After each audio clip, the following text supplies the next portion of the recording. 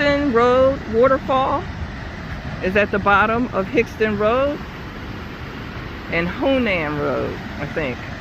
They have no swimming signs, but in the summer when I was here, it was kids swimming.